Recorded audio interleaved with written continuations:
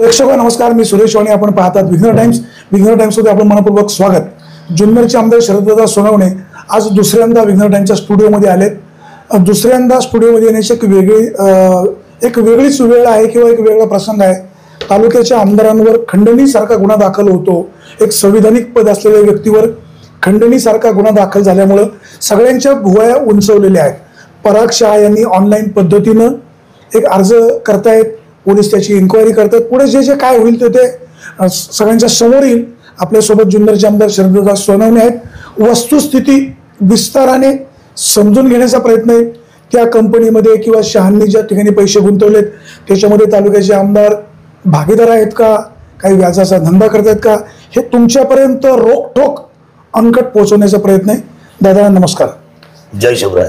पराग शहा यांनी आपल्या संदर्भामध्ये जे पोलीस स्टेशनला ऑनलाईन तक्रार अर्ज दाखल केलेला आहे त्याची वस्तुस्थिती काय, त्यांनी ज्या ठिकाणी पैसे गुंतवलेत त्याच्यामध्ये आपण भागीदार आहात का? छत्रपती शिवरायांच्या या भूमीमध्ये मी गेले 20 वर्ष काम करतोय आणि माझ्या माहितीप्रमाणे किंबहुना जनतेच्या माहितीप्रमाणे हे जेवढे बिग पॉकेट आहे, मग नारंगाव, जुन्नर शहर, ओतूर, आळेफाटा आणि बेलना, समजा हे अर्थकारणाचे बिग पॉकेट आहेत. माझ्या माहितीप्रमाणे या 20 वर्षामध्ये मी एवढे मोफत सामुदायिक विवाह सोहळे केले असतील, गोरगरिबांना उभं केलं असेल, कितीतरी मुलांच्या शिक्षणाचे पैसे भरले असतील, कितीतरी लोकांना त्यांना शिक्षणासाठी मदत केली असेल. तरुण मुलगा गेला त्याच्या कुटुंबाला आपण अपघातामध्ये त्याच्या कुटुंबाच्या घरी जाऊन साधन करून त्याच्या नावाने फिक्स डिपॉझिटची पावती केली असेल. पण हे सगळं करत असताना किंवा तुला एवढा मोठा स्टेडियम बांधला, अनेक शेड बांधले, सभागृह बांधले, अनेक पेवर ब्लाउज दिले, परंतु मी अजूनपर्यंत 1 रुपयाची पावती कशी नाही फाडली कोणाकडून? शरद सोनवणेला जर लोकांच्या पैशाचा मोह असता तर मग कोणतरी म्हटलं असं माझी 500 रुपयाची मी आता हे साजरं करतोय, माझी पावती फाडा. मी ते साजरं करतोय, माझी 1000, 2000, 5000ची पावती फाडा. छत्रपती शिवरायांची एवढी मोठी शिवजयंती, एवढी मोठी 3D रांगोळी आम्ही जगामध्ये गेली, एवढं मोठं काम आहे, मी नेहमी हातामध्ये घेतो, तर काहीतरी करा. बघा आपल्या सर्वांना आठवत असेल 2014 ते 19 मी या विधानसभेचा पहिल्यांदा आमदार झालो. माझ्याकडे भीमाजी शेठ गडगे बहुमाता पतसंस्थेचे चेअरमन, माझ्याकडे सन्माननीय महादेव शेठ वाघ, त्यांचे जवळचे सहकारी आदरणीय लक्ष्मणराव मंडले, त्याप्रमाणे माझ्याकडे आलेले सन्मान्य CB गांधी साहेब, वल्लभ नागरी पतसंस्था. त्याच्यानंतर या सगळ्यांबरोबर विषय म्हणजे मंत्र्यांचे सुद्धा मोठमोठे पतसंस्थेचे ही जी लोक आहेत ही सगळी माझ्याकडे आली आणि ह्या तालुक्यातल्या सर्वसामान्यांचा पैसा लोकसेवा बँकेमध्ये अडकला किंवा तो पैसा त्यांचा डुबतोय. किती रक्कम असावी? 122 कोटी रुपये. 122 कोटीची रक्कम आमची त्या ठिकाणी बुडणार आहे आणि आम्हाला कोणीही त्या ठिकाणी सहकार्य करत नाही. आपण आमदार आहात, आपण पालक आमदार आहात, आमच्यासाठी काहीतरी करा. आणि याच्या मधल्यामध्ये जर शासनाच्या कुठल्याही माणसाला सांगा की आम्हाला याच्यामध्ये काय मदत करायची का, आम्ही ते गोष्ट कुठलीही करायला तयार आहे, पण आम्हाला आमचे पैसे आले पाहिजे, कारण हे शेतकऱ्यांचे पैसे, गोरगरिबांचे पैसे आहेत. मी आपल्याला प्रामाणिकपणे सांगतो त्यावेळेला या सगळ्या असलेल्या सहकारातला अडकलेला पैसा मी अक्षरशः तिथे मला मदत केली सन्माननीय सुभाषजी देशमुख साहेबांनी, जे त्यावेळेला सहकार मंत्री होते. आणि विषय म्हणजे तिथले हे जे आपल्याकडे जे सहकार खात्याचे आयुक्त होते यांची एक संयुक्त जॉईंट मीटिंग मी लावली पुण्यामध्ये आणि अतिशय धाडसी निर्णय आपण तिथं केला. आणि त्या निर्णयातून आपण या सगळ्या लोकांचे पैसे कुणाचाही अर्धा कप चहा न पिता व्याजासहित सगळ्या पैशांचा परतावा मी केला. मी खंडणीखोर असू शकतो. जो माणूस जनतेच्या पैशाचं संरक्षण मागतो, जो माणूस जनतेचा पैसा पुन्हा जनतेला आला पाहिजे असं म्हणतो, ठीक आहे, त्या ठिकाणी जनतेने पैसा लावला कशासाठी? तर मार्केटिंगमध्ये कुणाला असं वाटतं की माझे रुपयाचे 2 रुपये मिळाले तर बरे, पण हा जवळचा माणूस म्हणून त्याचे पैसे गुंतवले. पण ह्या माणसाने नियत खराब झाली आणि ह्या व्यक्तीने, याच्या कुटुंबाने हे सगळे पैसे खायचं आज धाडस केलेलं आहे. आणि विषय म्हणजे कुणाचा तरी ऐकून शरद सोनवणेवर खंडणीचा अर्ज दाखल केलेला आहे. पण माझं अपील आहे जनतेच्या न्यायालयामध्ये, कारण जनता हा माझा आणि माझा आणि जनता हे जवळचं नातं आहे, आतून नातं आहे. ठीक आहे, काही नेते मंडळी हा भाग सोडा, राजकारणामध्ये प्रत्येकाला चांगले वाईट लोक असतात, चांगले वाईट म्हणणारे लोक असतात, पण सर्वसामान्य जनतेला माहित आहे की शरद सोनवणे ह्या पैशाच्या बाबतीमध्ये 100% लिडिंग करणार म्हणजे करणार, आणि ते लिडरशिप मी स्वीकारलेली आहे. त्यामुळे माझ्यावर जे आरोप केले ते सगळे बिनबुडाचे आहेत. पण त्या आरोपाने मला आव्हान करायचे की सर्व मंडळी जे काही आता गुन्हे दाखल होतात ते 100% आपण गुन्हे दाखल करायला सगळ्यांनी घराच्या बाहेर पडा. मी आपल्याला हमी देतो की या बाबतीमध्ये जसं लोकसेवेचे 122 कोटी रुपये आपण मागे आणण्यामध्ये यशस्वी ठरलो, तसा तुमचा सर्व पैसा जो यांनी आणि यांच्या नातेवाईकांना दाबून ठेवलेला आहे तो सगळा पैसा आपण बाहेर काढू ही मला खात्री आहे. आणि 100% याच्यामध्ये सर्व यंत्रणा, पोलीस यंत्रणा माझा विश्वास आहे, गृह खात्यावर माझा विश्वास आहे की याच्यामध्ये या शिवभूमीच्या सर्वसामान्य गोरगरीब जनतेच्या पैशाला न्याय मिळेल ही माझी 100% खात्री. सत्य बाहेर यायला हवं, सत्य 100% आणि पारदर्शक बाहेर येणार आणि याच्यामध्ये न्याय निवाडा होणार. जे दोषी असेल त्यांच्यावर कारवाई व्हावी, जे दोषी असेल त्यांच्यावरची कारवाई, त्यांच्यावर 100% शिक्षा व्हायला पाहिजे. गौरवंदन काय नाहीये. आदरणीय स्वर्गवासी अशोक कुमार शहा या चांगल्या माणसाच्या, म्हणजे हा बरोबर हिरा होता, याच्या पोटी गारगोट्या जन्माला आल्या. यांनी तालुक्याचं नाव आणि स्वतःच्या बापाचं नाव या लोकांनी घालवलं. अशोकराव शहा आणि आमच्या वडिलांची खरं तर मैत्री. आमचे वडील नेहमी त्या दुकानातून काही ना काही माल घ्यायचे, कधी उधारी राहायची आमच्या वडिलांची, तर कधी कधी मी जाऊन पेड करायचो. माझ्या या मुलांचे कधी संबंध नाही, कधी नाही, आजही नाही, केव्हाच नाही. पण या लोकांनी मधल्या काळामध्ये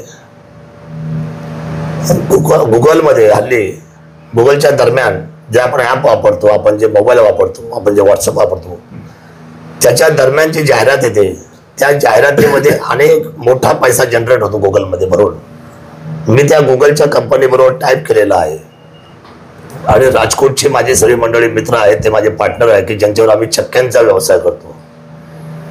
असं सांगून ह्या नारंगावमध्ये खूप लोकांना त्यांनी बोलवून पैसे घेतले आणि ते पैसे घेऊन त्या पैशाच्या अगेन्स्ट आम्ही तुम्हाला एवढा परतावा देऊ, एवढा फायदा देऊ, सगळं तुम्हाला आज बँकेच्या रेटने 12, 13, 14% पैसे भेटतात, तर मी तुम्हाला 3% पैसे देतोय, फायदा 4% देतोय. माणसं बघून असे पैशाची अमाऊंट बघून. वास्तविक आज मार्केटमधून माझ्याकडे आलेल्या तक्रारीमध्ये 210 कोटी रुपये लोकांचे आहेत या तालुक्यातले. आणि 210 कोटी रुपये या मंडळींनी काही नातेवाईकांना हाताची धरून हे सगळे पैसे डम केले म्हणजे दाबून ठेवलेले आहेत. आणि हा दाबलेल्या पैशासाठी यांनी आता एक मोठ्या पद्धतीचा बनाव केला की राजकोटला जे आमचे भागीदार होते त्यांच्यावर ईडीची, सीबीआयची धाड पडली आणि आम्ही त्यांना एवढे 100 कोटी रुपये पाठवले. कुठेही ईडीची धाड पडली तर असा कुठलाही ह्या जगातला मूर्ख माणूस एवढे 100 कोटी कोणालाच पाठवू शकत नाही आणि पाठवले पण नाही. 100 कोटी कशाला पाठवायचे, मॅनेज करायला का? आता ते त्यांचं म्हणणं आहे, असंच त्यांनी इथल्या लोकांना सांगितलं. मधल्या काळामध्ये माझ्याकडे सुद्धा माझा मित्र आहे हर्षल मुत्ता. हर्षल मुत्ता हा आपल्या नारायणगावचा एक मोबाईलचा दुकानदार आहे, मित्र आहे. त्याचा माझा चांगला परिचय असल्यामुळे ह्या दोघांना तो माझ्याकडे घेऊन आला. तसे दोन्ही भावंड माझ्या मागायला आले होते की तुम्ही काहीतरी पैसा इन्व्हेस्ट करा, गुंतवा. वर्ष असेल साधारण एक माझ्या माहितीप्रमाणे एक 2020-21 वर्ष असेल, म्हणजे कोरोना संपल्यानंतरचा काळ आहे. तर मी त्यांना म्हटलं की बाबा मी आधीच अडचणीतला माणूस आहे, माझ्या मागे एवढ्या अडचणी आहेत, आम्हाला एवढं लोकांचं पाहावं लागतं, माझ्या पैसे नाहीत.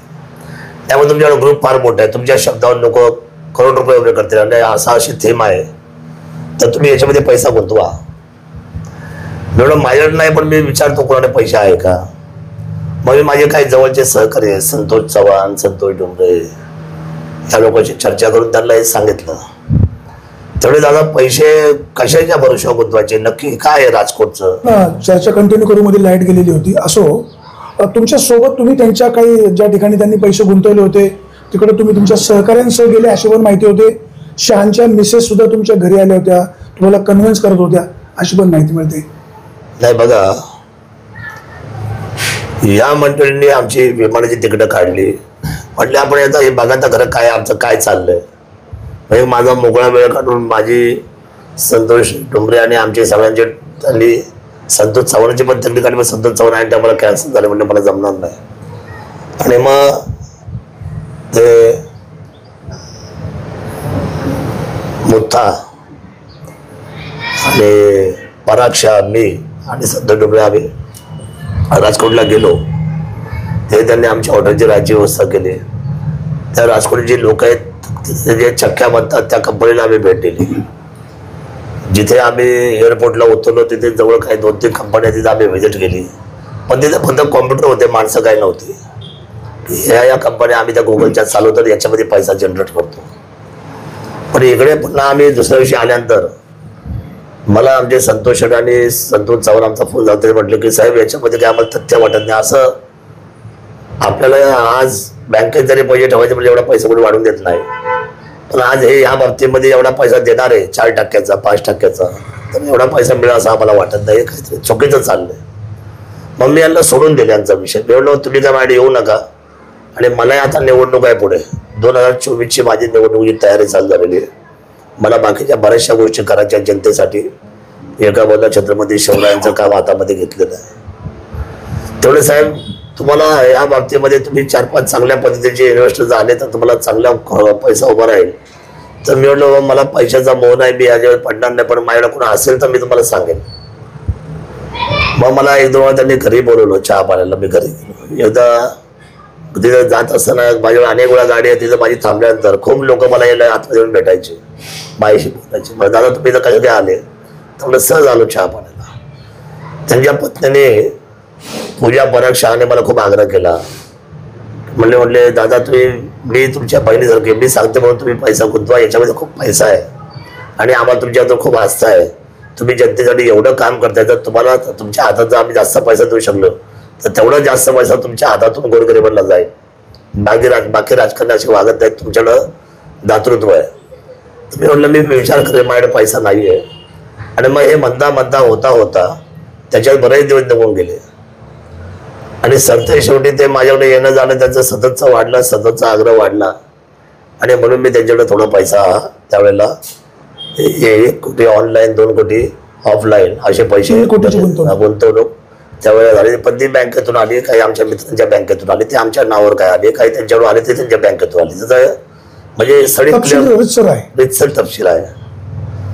आणि मी माझ्या कामकाजाला होतो. मला म्हटले निवडणुकीच्या आधीच तुम्हाला पैसा देतो. निवडणुकीपर्यंत वायदे केले, 1 रुपया पैसा दिला नाही शेवटपर्यंत. एक जी व्हाईटची एंट्री होती त्याच्यासमोर काहीतरी तकलाद होती. ते पण व्हाईटची एंट्री त्यांनी जी कंपनी आहे त्यांची, ती राजकोटची, त्यांच्या 3-4 कंपन्या आहेत. त्याच्यामध्ये त्यांनी ते RTGS करायला सांगितले. ते माझ्याच अकाउंट RTGS त्या अकाउंटला झालेले आहे, ते सगळे पुरावे आहेत. आता हळूहळू काय झालं की एक दिवस मला हे सगळी लोक माझ्याला कळत नकळत मला सांगायला लागले की साहेब त्यांनी काही 2-3 लोक इथे स्थानिक जवळ घेतलेली आहेत आणि त्यांना जवळ करून तुमचे पैसे मी तुम्हाला देतो, पण बाकीच्या तुम्ही दमदाट्या करा. त्यांना सांगा की तुम्हाला विश्वास नाही का, नाही तुझा पैसे देत नाही, तुम्हाला काय करते करा. हे दादागिरी करायला सुरुवात केली.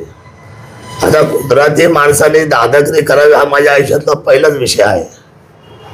आणि त्या पोरांच्या काय कुवत आहेत त्या पराग आणि सुवज, त्यांची लायकी आहे का दादागिरी करायची. आणि त्यांनी अशा पद्धतीचे आमच्याकडे व्हिडिओज आहेत. अशा मध्ये मला आधी विश्वास नाही पडला का ते असं वागवू शकतात, बोलू शकतात, काही लोकांना दादागिरीचे ते जवळ ठेवू शकतात. बरं यांच्या जवळचे दादा कोण आहे? हे सगळे फटकूस दादा, हे खायला त्यांचे मारा मारतात असे दादा, ते लोकांना उलपट्ट्या करायला लागले. मग मी तालुक्याचा आमदार म्हणून मी जबाबदारीने त्या लोकांना बोलून घेतलं. अरे म्हटले तुमचं काय चाललंय? जनतेचा पैसा तुमच्याकडे, तुम्ही उद्धड बोलायला लागले, तुम्ही दादागिरीची भाषा वापरायला लागले, मी देत नाही तुम्हाला काय करायचं ते करा असं तुम्ही म्हणायला लागले. म्हणले तुमच्या दोघांचे पासपोर्ट आणि तुमच्या दोन्ही बायकांचे पासपोर्ट जमा करा आणि तुमची जी लिस्ट आहे ज्या लोकांना तुम्ही पैसे गोळा करते सगळे लिस्ट माझ्याजवळ ठेवा. आणि याची विगतवारी कशी करणार हे मला सांगा. नाही तर आता मागच्या मार्चच्या अधिवेशनामध्ये सन्माननीय अंबादासजी दानवे यांनी हा प्रश्न वरती घोटाळ्याचा उपस्थित केला होता. याचा सभागृहामध्ये आला होता, तुम्हाला माहिती आहे. याची लक्षवेधी आली होती. त्याच्यानंतर हे दोघे भाऊ माझ्याकडे आनेमुळे आले की दादा त्यांनी जरी मांडला असेल तर तुम्ही आम्ही हात जोडतो, तुम्ही काय ह्या गोष्टीला साथ देऊ नका, तर काय वेळेला आम्ही उघडे पडू, आम्हाला लोकांचे पैसे द्यायचे.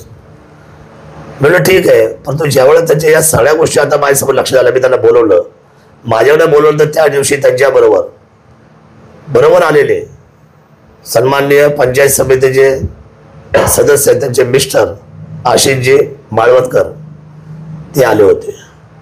आशिषजी माळवदकरच्या समोर आमची चर्चा झाली आणि आशिषजी महाराजी चर्चा होता. सर मी जेव्हा पासपोर्ट मागितला तर हे चक्कर येऊन पडल्याचं नाटक केलं.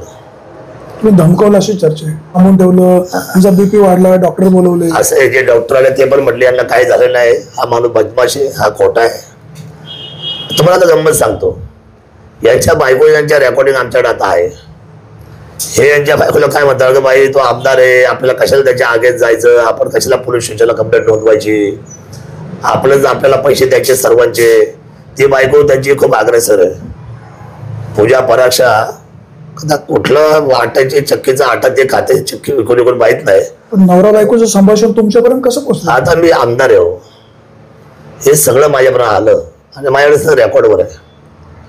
आणि यांचे सगळे मोबाईल ज्या आमच्याकडे रेकॉर्डवर आहेत सगळ्यांचे, यांची एवढी जंत्री आता माझ्याकडे.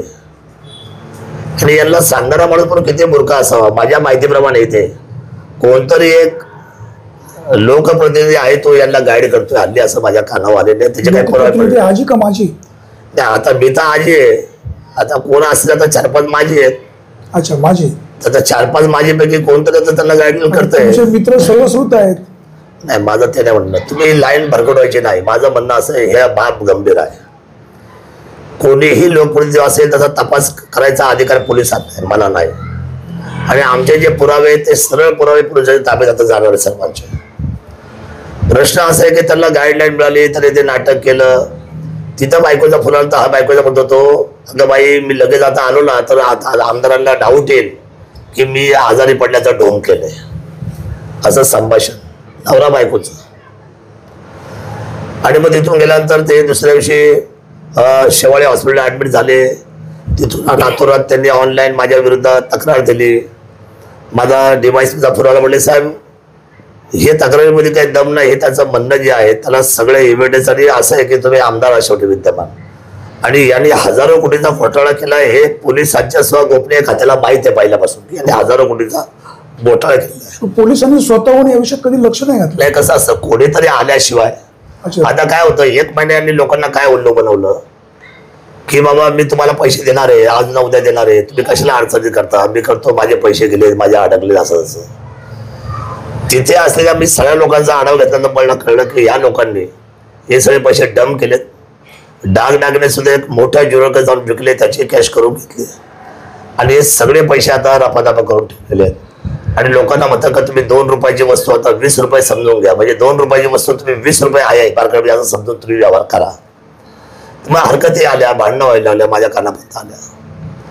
आता मी बोलवल्यामुळे कोणीतरी त्याला असं सांगितलं की तू आमदाराचे नाव तक्रार दे, म्हणजे लोक घाबरतीने कोणी येणार नाही. पण आज मी तुम्हाला सांगतो आजची सिच्युएशन अशी आहे, ज्या वेळेला मी गुन्हे अन्वेषण विभागाकडे पुण्याला गेलो, मी आदरणीयवरती सगळ्या डिपार्टमेंटला वर जाऊन भेटलो. आता ते सुरुवात अजून लय लांब जायचं आहे. त्याचं कारण असं आहे, यांची विनाशकाली विपरीत बुद्धी आणि गोरगरिबांचा पैसा खालाय. बरे 210 कोटी रुपये कशाला म्हणतात, 210 कोटी. त्यामुळे हे म्हणतात की आम्हाला भीती आहे, आमच्या बायका विधवा होतील. हे बघा, जो जसं करेल तो तसं भरेल. यातला एखादा माते फिरू जर त्याची आई आजारापासून मेहरपर्यंत असेल, उद्या त्याच्या कुणाला घरात कॅन्सर झाला आणि औषधाला पैसे नसले याच्याकडे जर त्याचे निघत असतील तर त्याचं डोकं जर खराब झालं त्याला शरद सोडणं काय करणार. प्रकरणाचा छडा नेमका कसा लागेल, तुम्ही तालुक्याचे आमदार म्हणून प्रयत्न कसे राहतील? बघा, मी आपल्याला प्रामाणिकपणे सांगतो की ह्या प्रकरणामध्ये पराग अशोक कुमार शहा, सुहास अशोक कुमार शहा, पूजा पराग शहा, नेहा सुहास शहा या चौघांनी म्हणजे शहा परिवाराने जनतेला लुटलेला आहे, फसवलेला आहे. आणि शिवभूमीचा पैसा आपण पाहताय की मागच्या काय क्रिप्टोमध्ये पैसा गेला. लोक महादेव ॲपमध्ये पण पैसे दिले, काय महादेव ॲपमध्ये पैसे गेले. काही आता या शहा कंपनीने लोकांच्या खिशात हात घालून त्यांना पैसा बघा. तसे लोक त्यांच्याजवळ फसले नसते, परंतु जवळचा आहे आणि अशोक कुमार शहा यांचं नाव मार्केटमध्ये ऑलरेडी चांगलं आहे, वडिलांचं नाव आहेच बरोबर. त्यामुळे यांची चांगली इस्टेट आहे. मग हे काय 5-50 लाख 1 लाख 1 कोटी 2 कोटी गुंतवणूक काय म्हणतात, करोड रुपयाची प्रॉपर्टी तर कुठे जाईल.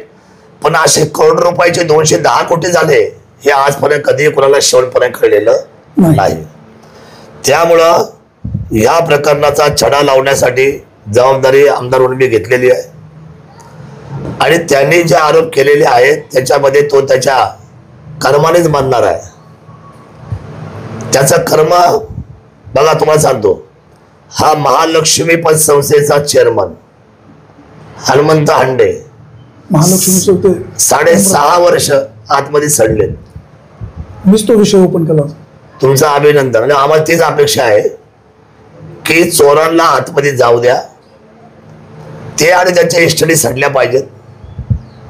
आणि जर त्याच्यातून ते बाहेर आले, हल्ली कसं आहे भ्रष्टाचाराची कीड लागलेली, पळवाटाची कीड लागलेली, त्याच्यातूनही बाहेर आला समजा तर तेवढा आरोप करतो ना की आम्हाला भीती वाटते. शरद सोडला गरज नाही या फालतू गोष्टी करायची. आजपर्यंत जेवढं जग पाहिलंय तेवढं ज्या ज्या लोकांनी सर्वसामान्यांचा पैसा खायचा प्रयत्न केला इथं ती माणसं संपली किंवा ती माणसं या जगात नाही. आणि मी यांचा पिछा सोडणार नाही. कितीही माझ्यावर आरोप केला आणि मी सांगतोय सगळ्या गुंतवणूकदारांना, शरद सोनवणे हा विश्वास ठेवणाराच माणूस आहे. विश्वास माझ्यावर ठेवून तुम्ही सगळ्यांनी आपापले गुन्हे दाखल करा.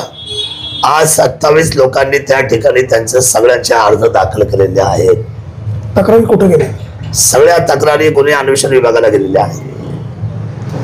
आणि उद्या या प्रकरणामध्ये राज्याचं लक्ष कसं जाईल ही जबाबदारी माझी. आणि 100% अतिशय पारदर्शक चौकशी करण्याची मागणी मी करणार आहे. एकदम पारदर्शक चौकशी व्हायला पाहिजे. याच्यामध्ये एकही माणसाचं लालल चांगुलपणा होणार नाही. आणि या सगळ्या पैशांचा बँकेतून कर्ज काढून यांना दिला अशा एंट्र्या पण सगळ्यांच्या आहेत. 90% लोकांच्या एंट्र्या आहेत. म्हणजे काही लोकांचे कॅश जरी दिले असेल ना, पण तिथे तो कर्ज घेऊन त्याला पैसे जरी याची सुद्धा एंट्री आलेली. त्यामुळे पराग शहा, सुहास शहा, पूजा शहा, नेहा शहा या कुटुंब माझ्या माहितीप्रमाणे आता मूर्त्या डोहाकडे चाललेलं आहे. पैशाच्या लालचने यांनी अशोक कुमार यांचं नाव समाजामध्ये, मार्केटमध्ये आणि पिढ्यानपिढ्या आता घालवले. ज्या अशोक कुमारांनी नाव कमवण्यासाठी आपलं उभा हयात घालवली. ही दोन्ही भावंड आणि त्यांच्या दोन्ही पत्नी यांनी एकतर त्यांच्या असलेल्या समाजाला सुद्धा हा मोठा बट्ट्या लावलेला आहे.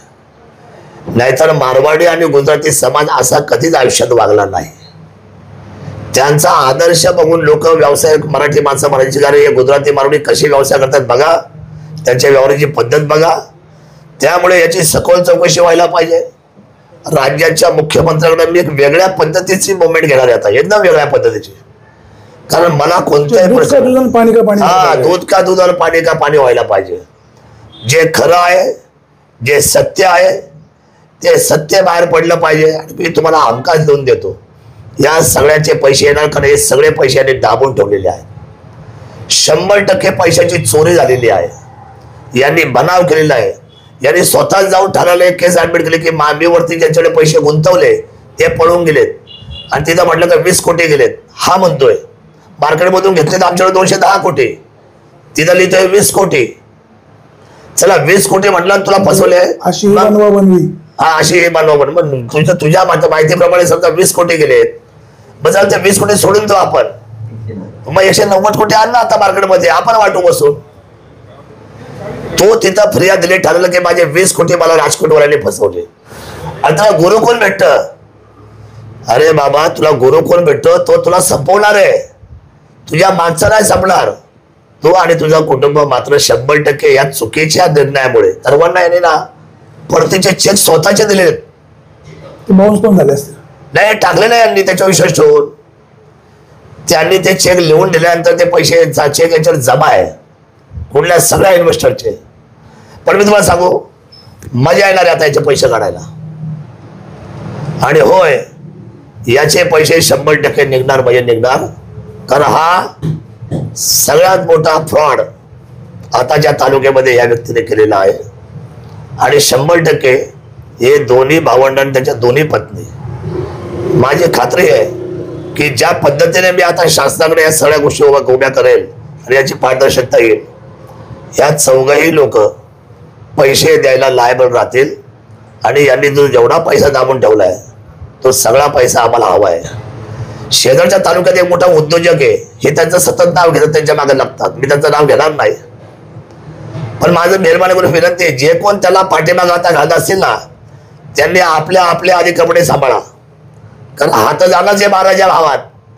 पण ते तुमचं नाव घेतलं तुम्हाला सोडणार नाही. हा आंबेगावचा असेल, अजून इथले कोण असतील, शरद सोनवणे आता बोलले म्हणजे बोलण्यामध्ये मी परत कधीही माझे शब्द बदलत नाही.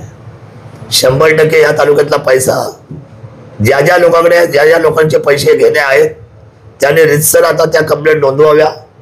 27 लोकांनी नोंदवलेल्या आहेत.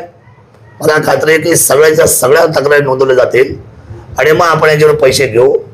हा सांगतोय तसं आपण ऐकायचं काही कारण नाही. आणि याने जे फालतू लोक जे आजूबाजूला उभे केले धमक्या द्यायला, त्याला सुद्धा आपण बळी पडायचं नाही.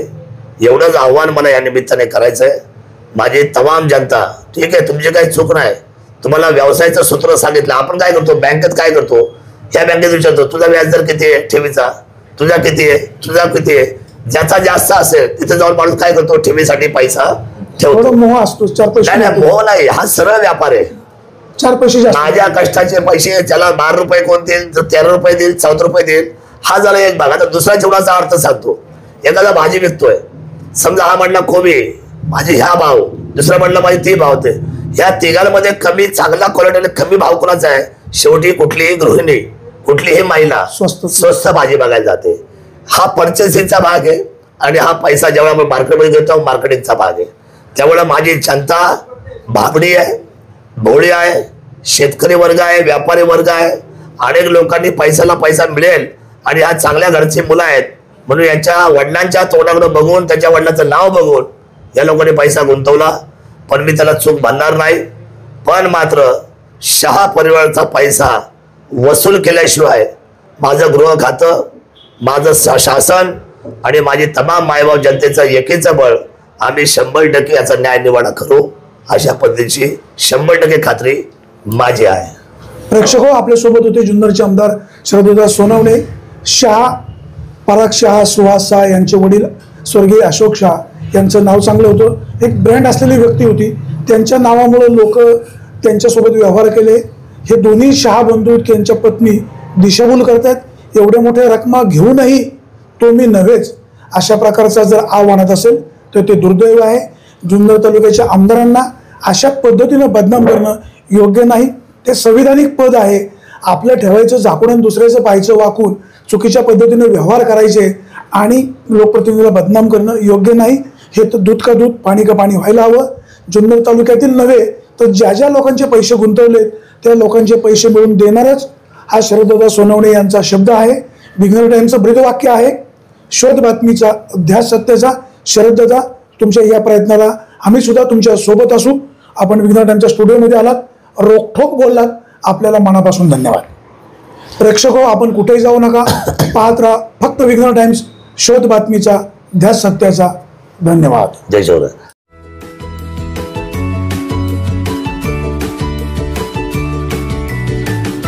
बातम्या शेतीच्या, बातम्या मातीच्या, बातम्या अन्यायाच्या, गुन्हेगारीच्या,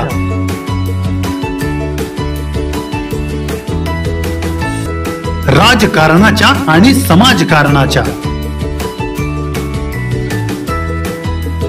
शोषणाविरुद्ध बुलंद आवाज, जनसामान्यांच्या हुंकाराची गाज, सत्कार्याला प्रोत्साहन,